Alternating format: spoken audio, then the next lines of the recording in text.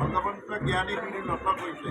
কৃপা ধন্য ভগৱন্ত কৃপা দৃষ্টি কৰি অমংগল বিনাশ কৰি দোকানীয়ে হয় চনৰ পাত্ৰ কৰক। ইহকাল পৰকাল নতৰ্কমতি জনমে জনমে হোক কৃষ্ণ ভকতি। কৃষ্ণ কৃষ্ণ হৰি